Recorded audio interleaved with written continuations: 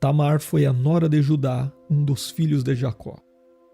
A história de Tamar ficou conhecida na Bíblia principalmente pela trama envolvendo o relacionamento com seu sogro e por ter gerado o neto de Jacó que deu origem à linhagem de Davi e também do Senhor Jesus Cristo.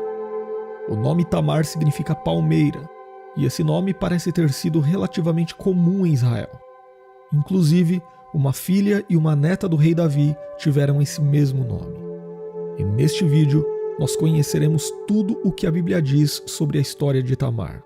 Então, se você ainda não se inscreveu em nosso canal, inscreva-se agora para você não perder mais nenhum estudo bíblico por aqui. A Bíblia fala muito pouco sobre quem foi Tamar. O texto bíblico do livro de Gênesis enfatiza apenas sua vida conturbada na família de Jacó. Tamar aparece na narrativa bíblica no contexto em que Judá cuidou de preparar uma esposa para seu filho primogênito Er. Mas Er foi um homem perverso e Deus o castigou. Consequentemente, Tamar acabou ficando viúva antes que pudesse engravidar de Er. Mas Judá, o sogro de Tamar, tinha ainda outros 2 filhos. Então, conforme o antigo costume do levirato, que era adotado no Antigo Oriente Próximo, quando um homem morria antes de gerar filhos, o seu irmão solteiro devia se casar com a viúva para poder dar descendência ao marido morto. E foi assim que Judá entregou Tamar como esposa ao seu segundo filho, Onã. O problema é que, assim como Er, Onã foi um homem ímpio. Ele se negou a ter filhos com Tamar, pois o seu primeiro filho seria contado como descendente de seu irmão mais velho.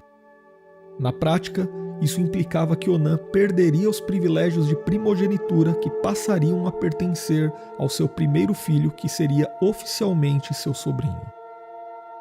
Então, de acordo com a história bíblica, Onã foi muito mau e egoísta. Ele apenas usou Tamar para satisfazer os seus próprios caprichos. Dessa forma, Onã desonrou Tamar e, assim como seu irmão, também acabou morrendo sem gerar filhos.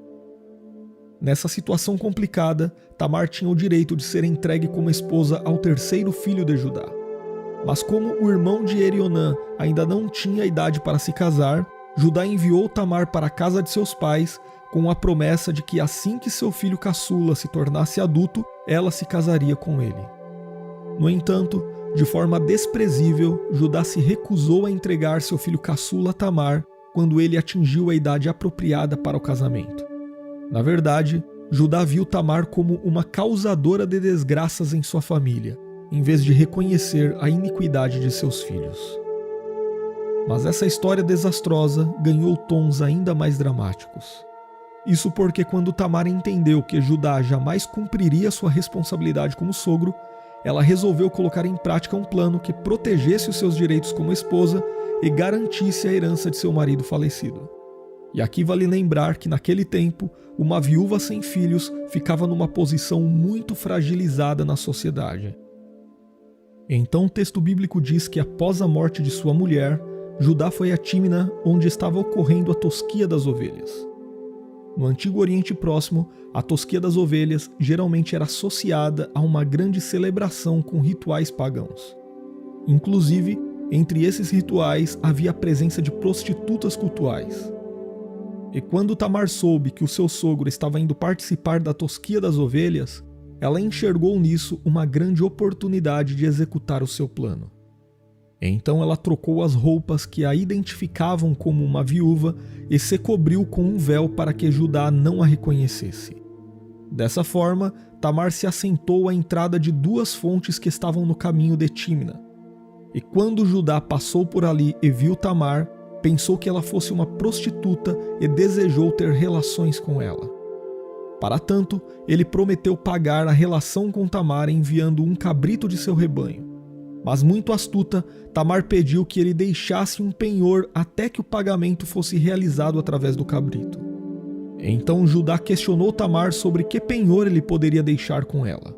E foi aí que Tamar pediu que ele deixasse com ela o seu selo, o seu cordão e o seu cajado. Sem mensurar as consequências desse pedido, Judá concordou com as exigências de Tamar e entregou seus objetos a ela para que pudesse possuí-la. E depois de ter tido relações com Judá, Tamar saiu e novamente vestiu as vestes de sua viuvez. Então mais tarde, através de um amigo, Judá enviou o cabrito que tinha acordado como pagamento a Tamar. Mas o amigo adulamita de Judá não encontrou nenhuma prostituta no local. E dessa forma, Judá não conseguiu recuperar o seu penhor. Na sequência, a Bíblia diz que quase 3 meses depois da trama de Tamar, Judá ficou sabendo que ela havia adulterado e que estava grávida de seu adultério.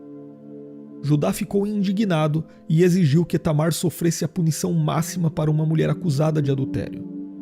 Isso significava que Judá queria que Tamar fosse morta queimada numa fogueira. Mas antes que pudesse aplicar a pena sobre Tamar, a jovem mandou avisar seu sogro que ela havia engravidado do homem a qual pertenciam o selo, o cordão e o cajado que estavam com ela. E esses 3 itens eram sinais identificadores inquestionáveis.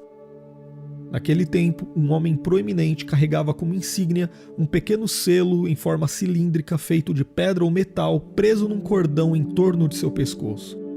Esse selo era usado para legitimar um documento, pois sua impressão numa mistura de barro ou argila identificava o seu proprietário.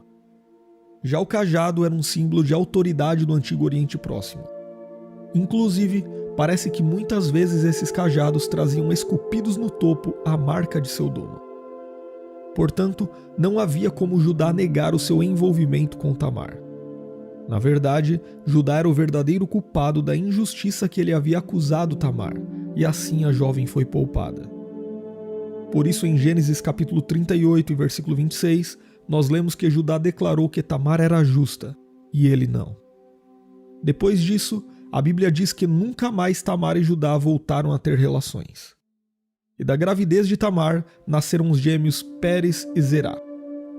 E na ocasião do nascimento dos gêmeos, algo interessante aconteceu. Um dos meninos, Zerá, colocou a mão para fora e a parteira prendeu em seu pulso um fio vermelho para sinalizar o primogênito. Mas o menino recolheu a mão e o outro menino acabou nascendo primeiro. Por isso ele foi chamado Pérez, fazendo referência à forma como ele encontrou uma brecha para romper em seu nascimento antes de seu irmão. Seja como for, o irmão mais novo, mais uma vez, parece ter prevalecido sobre o irmão mais velho na descendência de Abraão. Embora alguns líderes de Judá tiveram sua linhagem estabelecida através de Pérez, sem dúvida sua maior proeminência foi ter sido um ancestral do rei Davi e, consequentemente, do Senhor Jesus Cristo. Isso quer dizer que foi através de seu filho Pérez que Tamar passou de uma viúva estrangeira e desamparada a uma das mães incluídas na genealogia de Jesus. Inclusive, Tamar não foi a única estrangeira citada na genealogia de Jesus. Na verdade, ela aparece também acompanhada de Raabe e Ruth. Mas nenhuma dessas mulheres estrangeiras foi perfeita, e seria muito improvável que elas pudessem ter qualquer papel de destaque dentro do povo da aliança. Porém, Deus achou por bem conceder que elas carregassem em seus ventres a linhagem real através da qual Cristo haveria de vir ao mundo, mostrando então que a salvação realmente não depende dos méritos humanos.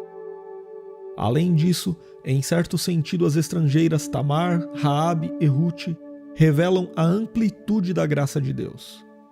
Isso porque Cristo é o grande descendente de Abraão, em quem as promessas pactuais são plenamente cumpridas. E ele nasceu da descendência de Isaque, estabelecida em seu filho Jacó, por meio da casa de Judá, através da linhagem de Pérez, filho de Tamar. E mais tarde, Raabe e Ruth foram contadas nessa mesma linhagem, de certa forma apontando para o fato de que em Cristo a graça de Deus alcança pessoas de todos os povos, línguas e nações. Jesus Cristo não apenas é o Salvador dos judeus, mas é o Salvador do mundo. Por isso, o Evangelho deve ser anunciado a todas as pessoas, sem distinção. E se você gostou deste vídeo, compartilhe ele com mais alguém e deixe também o seu comentário dizendo o que você consegue aprender com a história de Tamar.